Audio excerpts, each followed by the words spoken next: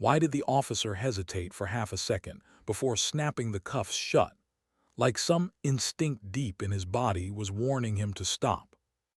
The woman didn't resist. That alone annoyed him. People like her usually did.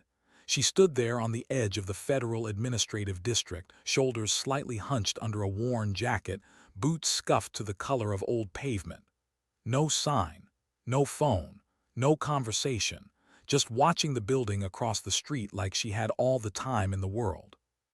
"ID," he said, already bored.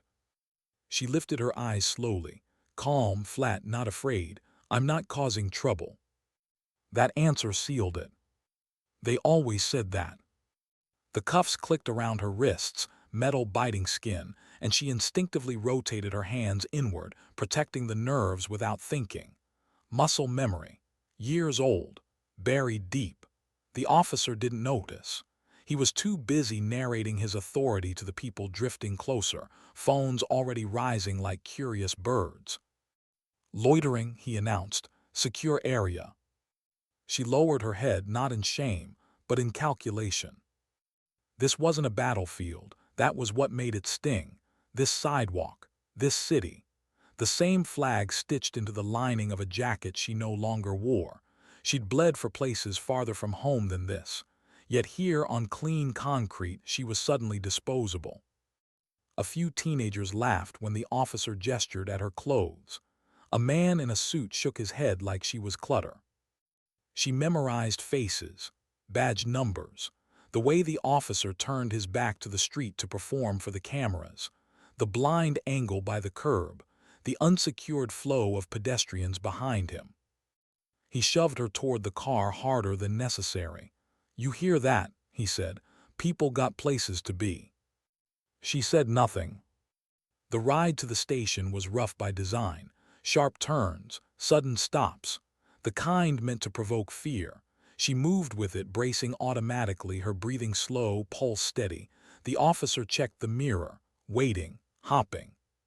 Nothing. By the time they reached the station, he was irritated. He dragged her through the front entrance instead of the side, past a tour group, past glass walls that reflected her image back at her. A woman who looked tired, invisible, forgettable. At intake, the jokes came fast. No last name, no explanation good enough. Rough hands mistaken for poverty instead of discipline. Her notebook taken, mocked. Her silence interpreted as stupidity. Every word thrown at her like it cost nothing. When the challenge coin fell from her bag and clattered across the floor, something tightened in her chest. Just for a breath. A memory pressed into metal by a dying man in another country, under a sky filled with smoke. The officer kicked it aside. She didn't react. They wanted her to break, to beg, to explain herself. She didn't. Because this had stopped being an arrest the moment the cuffs closed. This was an evaluation now. And they didn't know they were failing.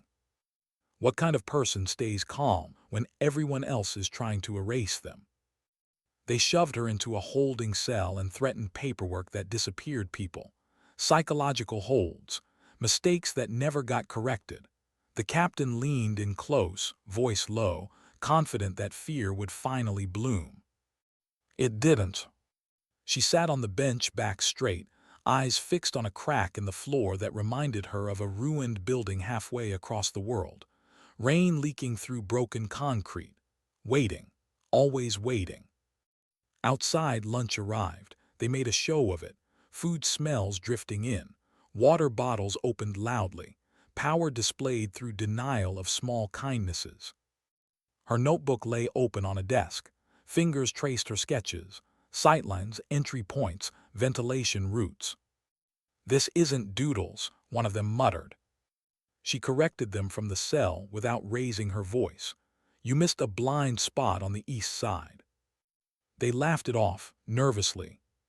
But uncertainty had entered the room. The red light on the panel flickered once, then stayed on. She stood.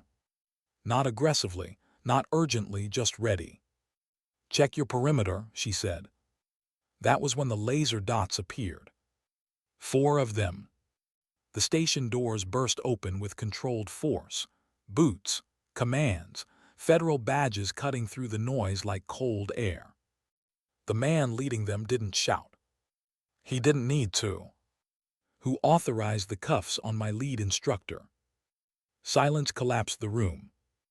The officers who'd laughed now couldn't breathe properly. The captain stammered. Words fell apart. The cell door opened. The cuffs came off.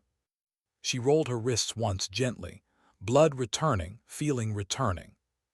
No victory speech, no anger. She picked up her crumpled diagram from the trash, smoothed it flat, and explained, quietly, how easily every one of them could have been incapacitated without a sound. No blame, just facts. That hurt more. She walked out without looking back.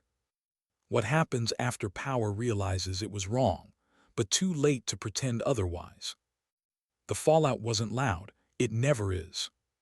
Suspensions, quiet transfers, promotions that vanished, mandatory training videos that froze on moments of cruelty and let silence do the teaching. Recruits watched her stand calm, while others unraveled themselves. In that room, instructors said, only one person was in control. She returned to her real work, training agents, teaching them to see without assuming, to listen without judging, to notice hands, posture, silence. Months later, one of the officers sat in the back of a seminar, watching a challenge coin fill the screen. He understood then. Not just what he'd done, but what he'd failed to see. A week later, she walked the same street. Same coat, same pace. Different air. A vendor nodded, offered coffee, she accepted. The building stood stronger now, vulnerabilities patched, quiet improvements no one would ever praise. That was enough. Because dignity doesn't announce itself.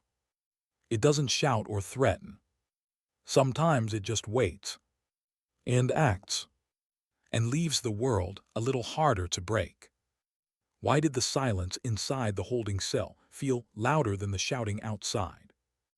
Avery noticed it the moment the door slammed shut. Not the echo of metal on metal that was expected. It was the way the room seemed to inhale and then stop breathing, like the building itself had decided she no longer existed.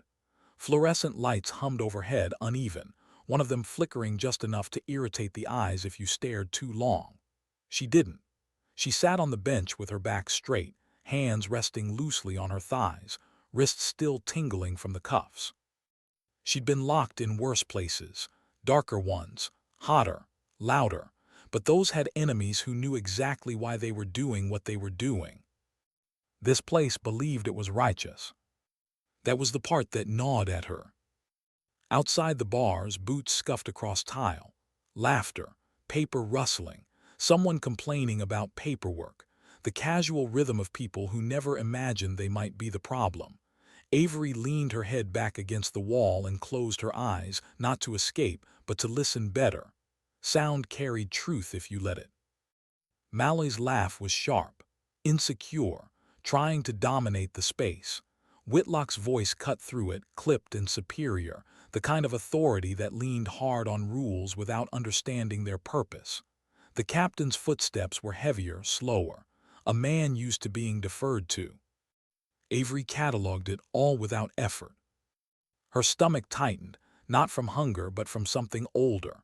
A familiar pressure that came when trust was violated, when people wearing symbols of protection forgot what those symbols were supposed to mean. She felt it years ago on a rooftop overseas, when backup never came and radio silence stretched too long. Back then the cost had been blood.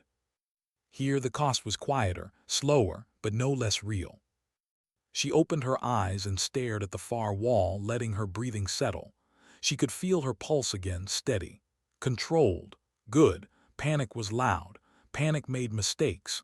She had no intention of giving them that satisfaction. A voice drifted closer to the cell.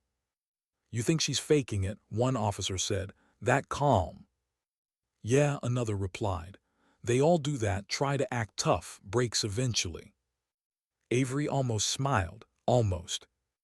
They had no idea how much effort she was putting into not correcting them. Minutes passed, maybe longer, time bent in places like this. The clock on the wall ticked unevenly, jumping back once, then forward again. She noticed. She always noticed. Systems failed in small ways before they failed in big ones. The smell of food arrived before the sound. Grease, salt, warm bread. Her body reacted before her mind did, a low ache blooming in her gut.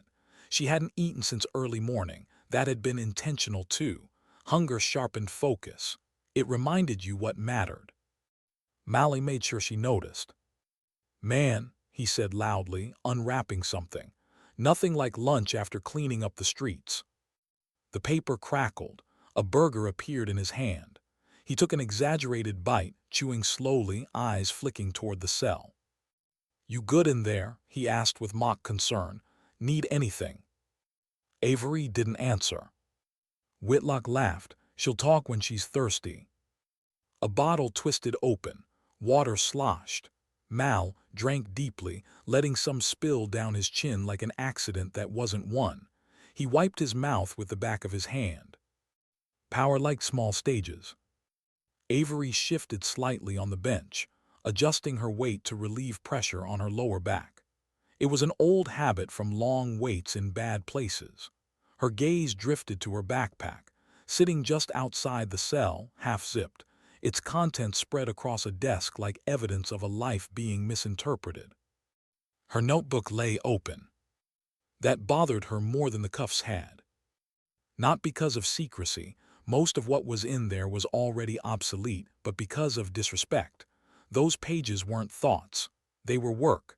Hours of quiet observation, patterns, vulnerabilities, the kind of thing you wrote when lives depended on details. Whitlock flipped a page, frowning. "This isn't just scribbles." Mally leaned over her shoulder. "Looks like a map." Avery's jaw tightened, just a fraction. "Of what?" Whitlock asked. "The building," Mally said. He laughed, but it didn't land. "Guess we caught ourselves a planner." "Or a nutcase," someone else added. Avery spoke before she could stop herself. Not loud, not sharp, just precise. "You missed the blind spot on the east side." The room stilled. Whitlock turned slowly. "What did you say?" Avery met her eyes through the bars. "The East Service alley. Camera coverage overlaps too much on the north side and leaves a dead zone. It's basic." Mally snorted. "Hear that? She's an expert now." But his hand tightened on the notebook. Vance's voice cut in from behind them. "Ignore her, she's fishing." Avery leaned back again, eyes half-lidded. "Let them believe that. Let them dismiss. People who underestimated you gave you time. Time was leverage." Inside, though, something ached. Not fear, not anger. Disappointment. She remembered standing in a briefing room years earlier, the only woman at the table, watching eyes slide past her like she was furniture. She'd been better prepared than any of them. She usually was, but it never showed on the surface. Competence didn't always look the way people expected. That lesson had followed her everywhere. The officers returned to their meal. Conversation shifted to weekend plans, sports, complaints about command. The mundanity of it all pressed in on her chest. This was how systems rotted, not with villains but with comfort. Avery closed her eyes again and let memory drift. Sand in her teeth, a radio pressed hard to her ear, a teammate's breathing too fast, her own voice steady as she talked him down from panic even while rounds cracked overhead. She learned then that calm was contagious. So was cruelty. A metallic clink snapped her back. The challenge coin. Mal had picked it up again, turning it over in his fingers like a novelty. "Still don't get this," he said. "Feels heavy for something so useless." "It's probably fake," Whitlock said. "Everything about her is." Avery's fingers curled once against her palm. Just once. She thought of the man who'd given her that coin. The way his hand had trembled. The way his eyes had searched hers, not for reassurance but for continuation. for proof that what they'd done meant something beyond that alley. Mally tossed the coin toward the desk. It hit the edge and spun, wobbling before settling. Something settled in Avery, too. Resolve. When Vance ordered the psych hold paperwork, she listened closely. His pen scratched hard, impatient. He was annoyed. Annoyed men made sloppy decisions. He leaned close to the bars again, voice low, threatening erasure. She didn't blink. The clock jumped again. 10 minutes backward. Avery straightened. That wasn't supposed to happen.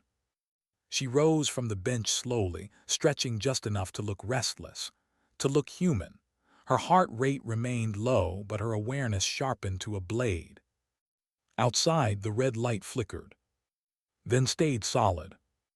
Mally was distracted, tapping on his phone.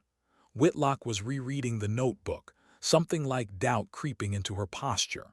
Vance was arguing with someone on the radio, his authority suddenly meeting resistance. Avery stepped closer to the bars. "Check your perimeter," she said. Mally snapped his head up. "Shut up." Then he saw it. The laser dot on his chest. Another on Whitlock's shoulder. Another on the wall beside the captain. The room froze. Avery exhaled. Not in relief. In confirmation. The door burst open moments later, and everything they thought they controlled slipped cleanly out of their hands. And as the sound of boots and commands filled the station, Avery stood very still, her face unreadable. Because the hardest part wasn't being arrested.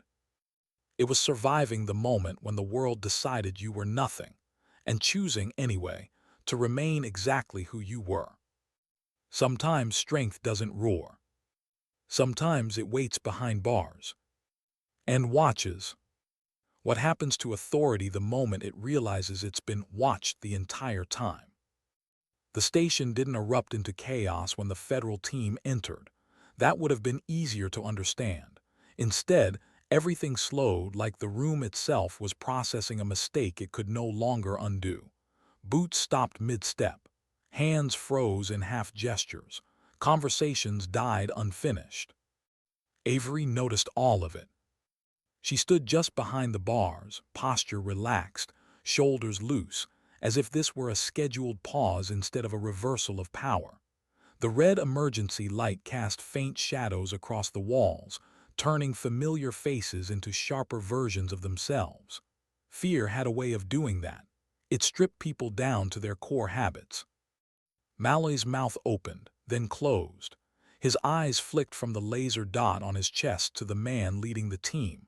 Authority recognized authority instinctively, the kind you couldn't fake with a badge and a raised voice. Lucas Wren didn't shout, he didn't rush. He walked. That alone shifted the room. His gaze moved methodically, cataloging before judging. The way his eyes skipped nothing told Avery everything she needed to know. This was someone who understood systems, people, failure points. When his attention landed on the holding cell, it didn't linger in surprise. It settled there like it had always intended to. "Who authorized the detention?" he asked. The question wasn't loud, but it was final. The kind of sentence that ended arguments before they began.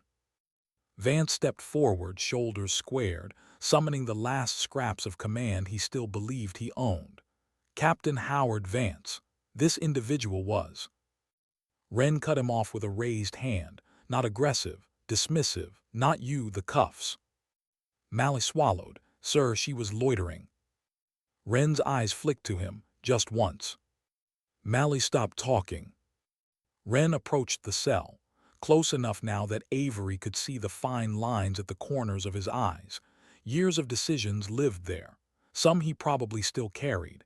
He glanced at her wrists. "Model 800s," he said calmly, "double-locked too tight." He reached through the bars without asking permission, fingers precise as he checked the spacing. Professional, controlled, his touch didn't linger. Avery met his eyes for the first time since the team entered. Just a nod, nothing else. "You all right?" Wren asked quietly.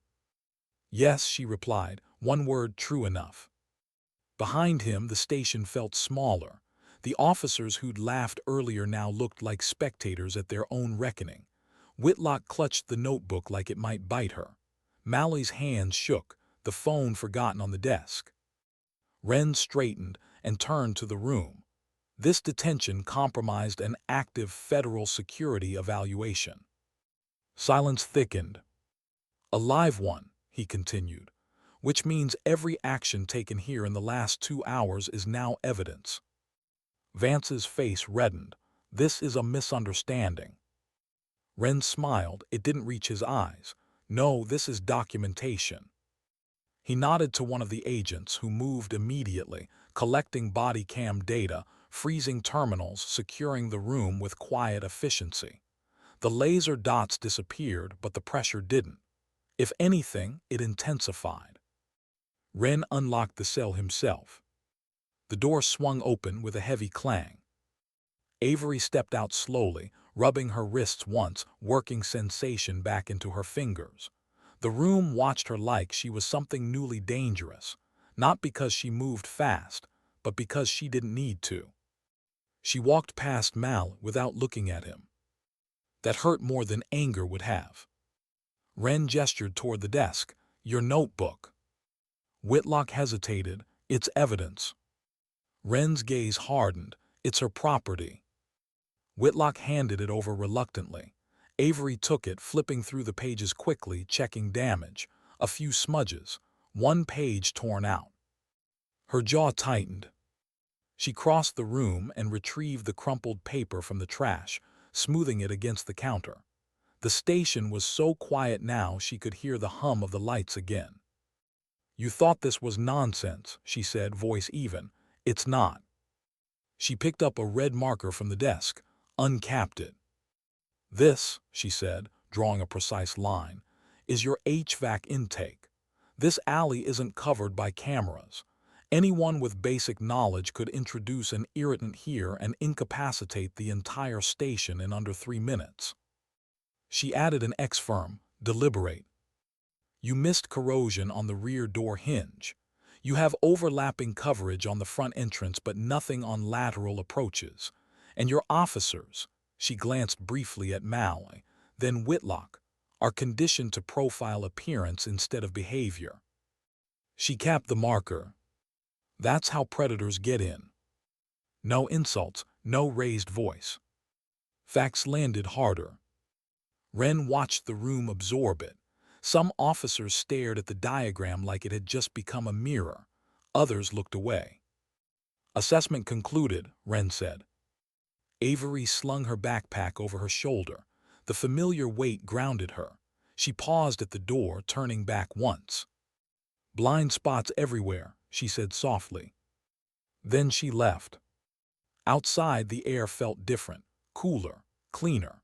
She drew a slow breath, the tension she'd been holding finally loosening its grip. Her legs felt heavy now that the danger had passed. Adrenaline drained, leaving behind the quiet ache of exhaustion. Wren joined her on the steps. "You did good," he said. She shrugged slightly. "They did what they were trained to do." "That's the problem," he replied. They stood there for a moment, watching people pass, unaware of what had almost gone wrong inside a building they trusted. Avery felt the familiar weight settle in her chest again, the knowledge that safety was fragile, that it depended on humility more than force. In the days that followed, the consequences arrived without spectacle. Malloy was suspended pending investigation. His body cam footage circulated through internal review channels, every joke and shove preserved without commentary. The silence in those rooms was louder than any reprimand. Whitlock's promotion stalled. Her handling of evidence flagged. Her dismissive language cited as a liability. She began to realize how close she'd come to being the example in someone else's training module. Vance's authority evaporated quietly, a meeting behind closed doors, a reassignment framed as early retirement. His name stopped appearing on emails. Power, once absolute, reduced to absence. The footage became required viewing. Recruits across the state watched Avery stand calmly while others unraveled. Instructors paused the video at critical moments. "Look at her posture," they said. "She's observing their posturing. Notice who's emotional. Notice who's in control." Avery returned to her facility, to classrooms and mats and controlled environments where mistakes were corrected before they became tragedies.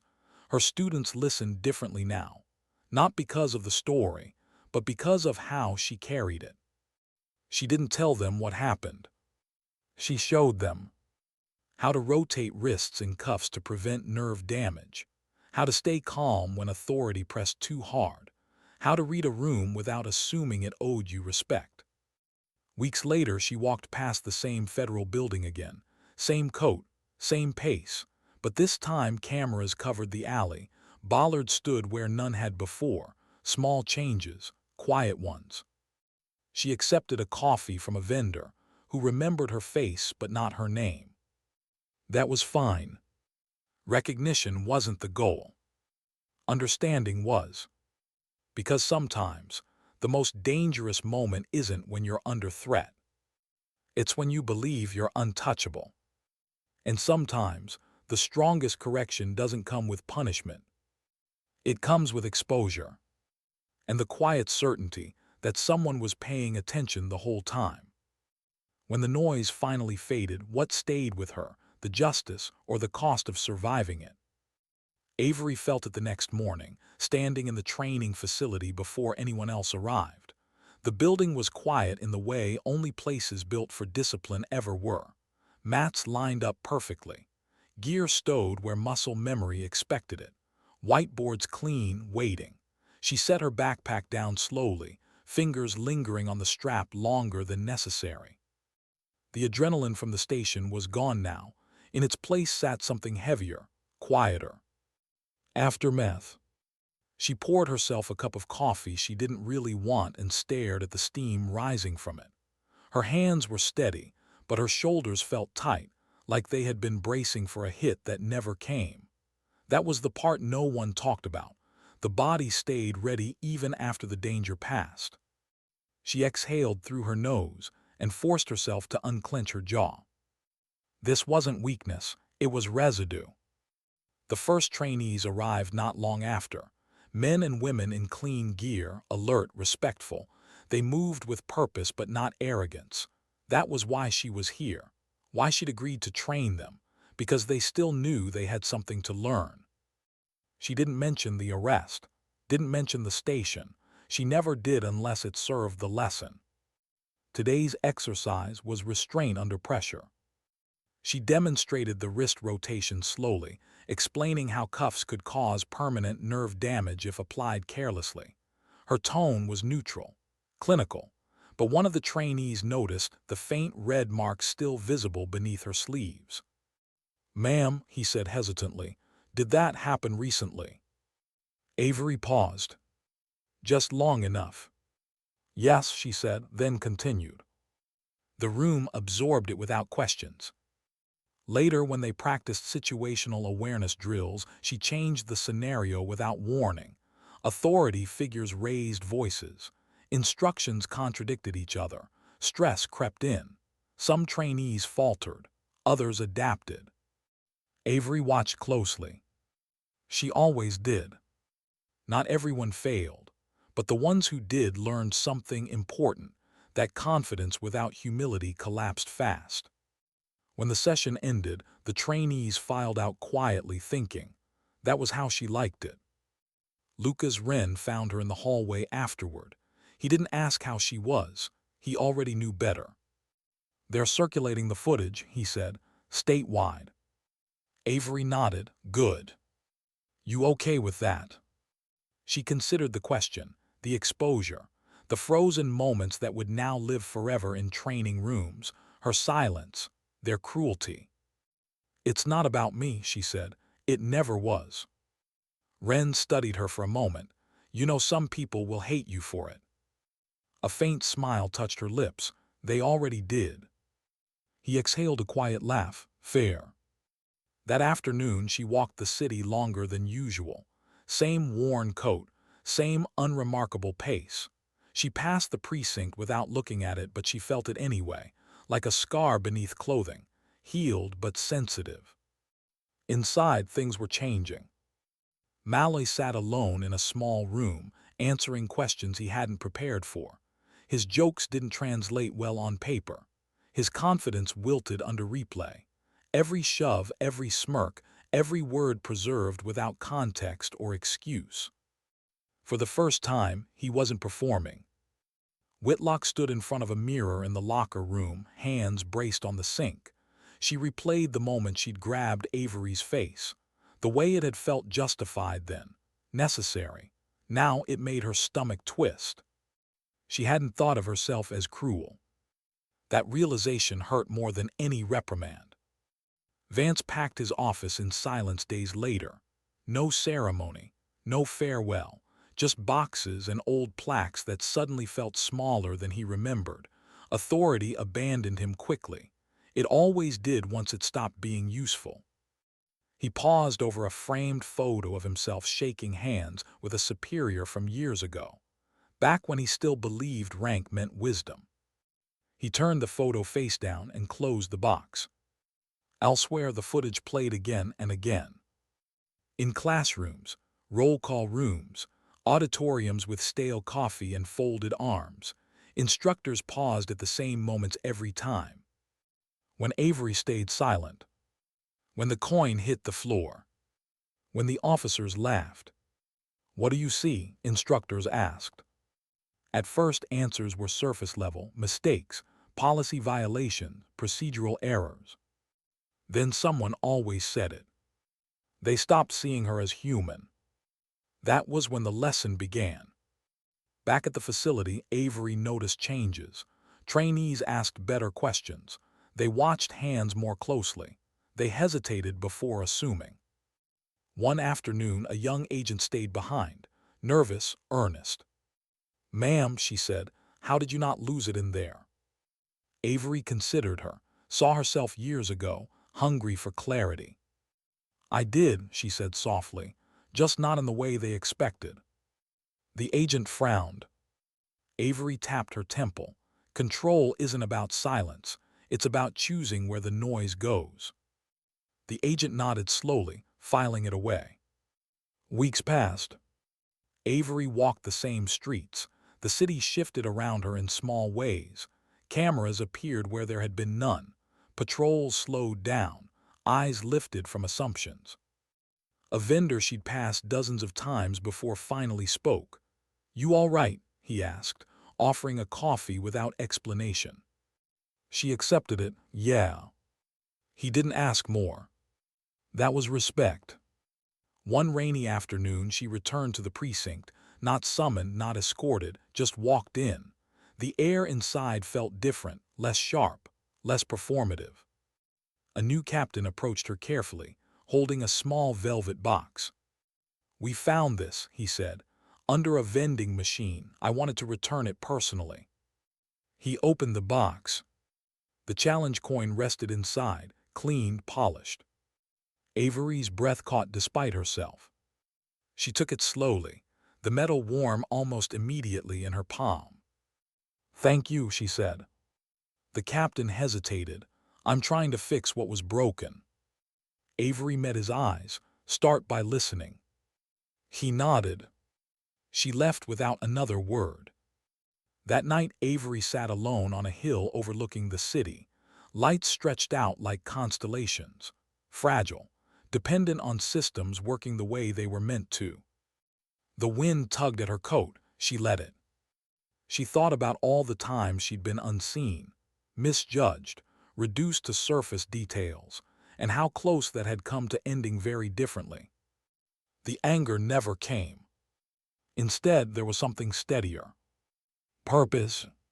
She understood now that her work wasn't just about finding threats. It was about teaching people to see past themselves. Sometimes, redemption doesn't look like forgiveness. Sometimes it looks like quiet reform. And sometimes, the strongest thing a person can do after being broken by a system is help rebuild it without demanding credit. Because dignity doesn't need applause. It just needs space to act.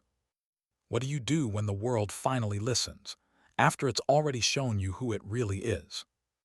Avery didn't celebrate the changes. She noticed them the way she noticed everything else, quietly, without attachment.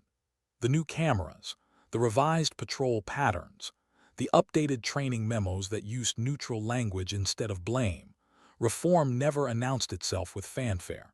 It crept in through policy revisions and uncomfortable meetings and people choosing, reluctantly at first, to behave differently. That was fine. She had learned long ago that systems didn't change because they were embarrassed. They changed because someone showed them their reflection and refused to look away. Her days settled into rhythm again. Early mornings, long hours, repetition sharpened by intention.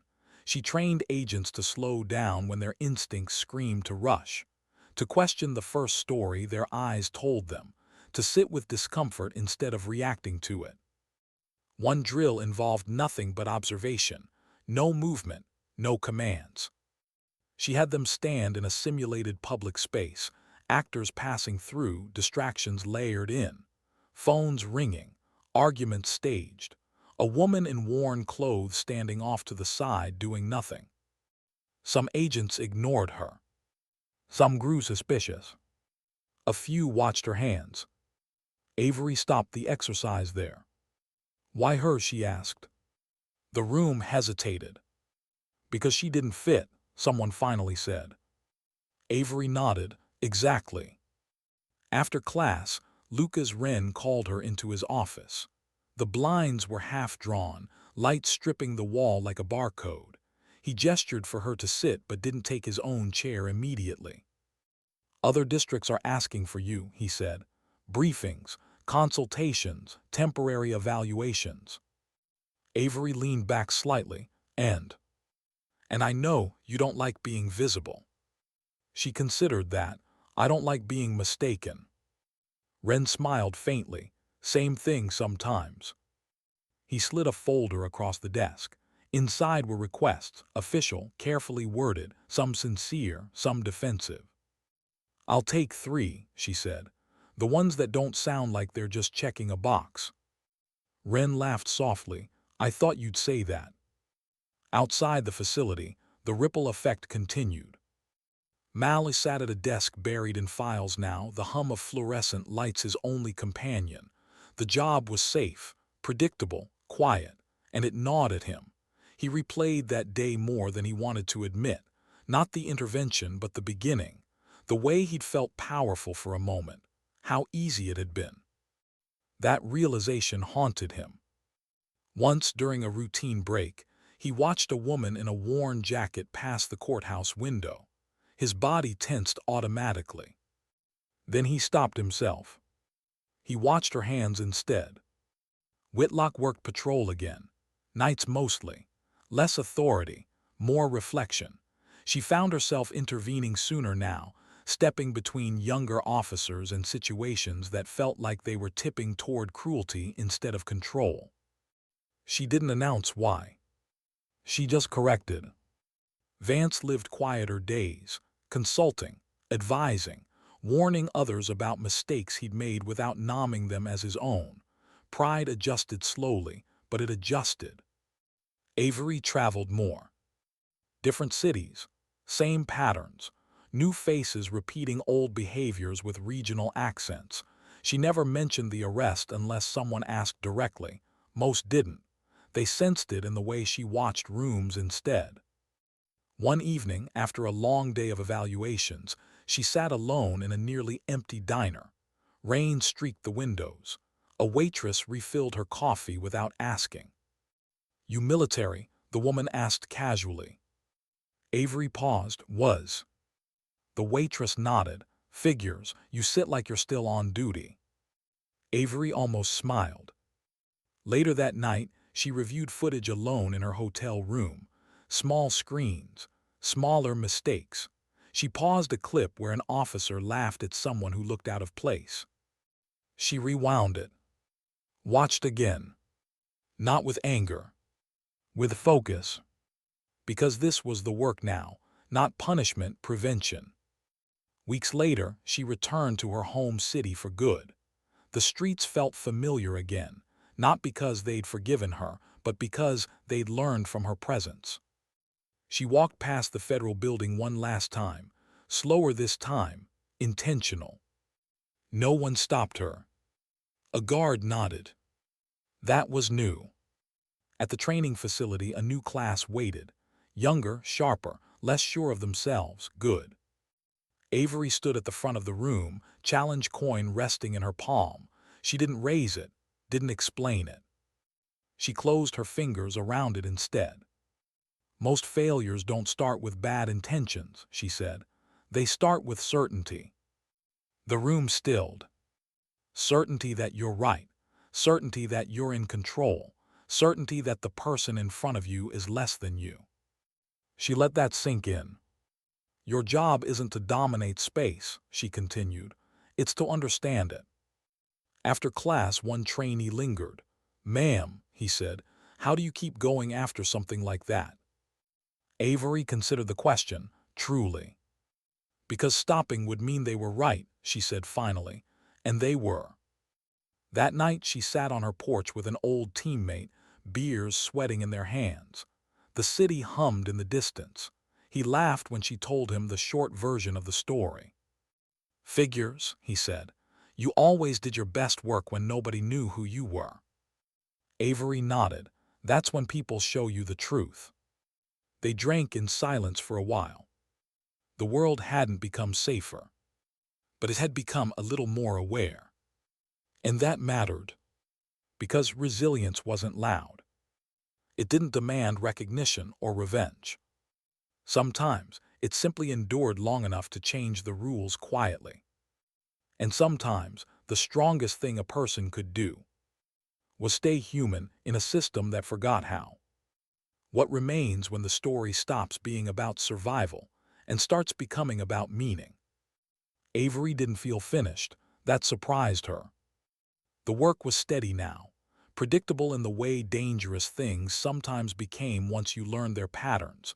Training cycles rotated. Evaluations came back cleaner. Fewer red flags. Fewer moments where arrogance masqueraded as confidence. On paper, the system was improving. But improvement had never been her metric. She woke before dawn on most days, sitting on the edge of her bed in the quiet, listening to the city breathe. Cars in the distance. A train horn far away. The sound grounded her, reminded her she was here, that she'd made it through another night without needing to be alert for incoming fire or whispered warnings. Still, her body remembered. Some mornings she caught herself scanning exits in coffee shops, counting steps, not because she feared something would happen, but because she knew how easily it could. Awareness didn't turn off, it softened, that was all. She walked the city often now, not for assessment, not for work, just to exist in it, to reclaim the simple act of being present without purpose. Some people recognized her, most didn't. That balance felt right. One afternoon, she passed a young woman sitting on a curb, backpack at her feet, eyes unfocused. No sign, no explanation, just stillness in the middle of movement. Avery slowed. She didn't stop right away. That mattered. Stopping too fast startled people. She remembered that from long ago. You okay? Avery asked gently. The woman shrugged, just thinking. Avery nodded. That can look suspicious. The woman laughed despite herself, a short, surprised sound. They sat together for a minute, no interrogation, no assumptions. Then Avery stood and wished her well. As she walked away, she felt something settle in her chest. This was the quiet ripple, the part no report captured. At the training facility, the final class of the cycle gathered for their last session. No drills, no scenarios, just conversation. Avery stood at the front, arms relaxed, eyes scanning faces that would soon carry authority into places she'd never see. Before you go, she said, there's something you should understand. They leaned in. Every system you enter will test who you are, she continued. Not because it's evil, because it's tired, and tired systems default to shortcuts. A hand rose. What kind of shortcuts? Avery didn't answer right away. She let the silence do some of the work. The kind that turns people into categories, she said. The kind that convinces you you're justified because you're busy. Another hand. How do we avoid that? Avery smiled faintly. You don't avoid it, you catch yourself doing it. She tapped her chest lightly. Right here, that moment when you stop seeing and start assuming, that's your warning. The room stayed quiet long after she finished. When they left, several paused to thank her. Some didn't say anything at all. They just nodded, eyes steady. Those were the ones she trusted most. That evening, Lucas Wren called her. His voice carried the weight of a decision. We're restructuring the program, he said. I want your input, officially. Avery considered it. The meetings, the visibility, the politics. Only if it stays honest, she said. Wren smiled on the other end of the line. That's why I asked. Later, alone again, Avery opened her notebook. The pages were worn now, some crossed out, some annotated with lessons learned the hard way. She flipped to a blank page near the back and hesitated. Then she wrote. Not diagrams, not vulnerabilities. Reflections. Moments when silence had mattered, when restraint had changed outcomes, when dignity had survived being questioned. She closed the notebook and placed the challenge coin on top of it. The metal caught the light briefly, then went still. Weeks passed. The city changed in ways most people never noticed. A patrol slowed down instead of escalating. An officer asked a second question instead of making a decision. A supervisor corrected a joke before it landed. Tiny shifts. Cumulative. One rainy evening, Avery found herself back near the precinct, not the old one but another. Different faces, same architecture. She watched from across the street as officers interacted with the public. Calm, professional, human. A young officer noticed her watching and stiffened, then relaxed. He nodded respectfully. She nodded back. No words needed. At home later that night, Avery stood at her window looking out over the city lights. She thought about all the times she'd been reduced to an appearance, a silhouette, a label, and how close that had come to erasing her entirely. She also thought about the people who would never know her name, but would be safer because of choices she'd made quietly. That was enough. She understood now that redemption wasn't about restoring what had been taken.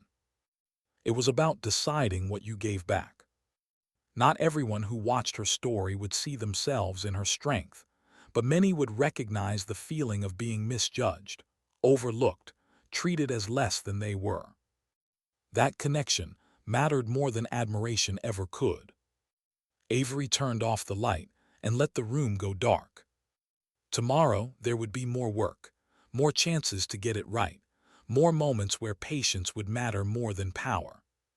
And somewhere, someone would stand alone in a public place, misunderstood, carrying a history no one bothered to ask about. If the world was lucky, someone trained to see would be watching. Because sometimes, dignity doesn't argue. It doesn't demand. It doesn't even explain. Sometimes dignity simply acts. And in doing so, it reminds the world, quietly, firmly, how much strength there is in choosing to see.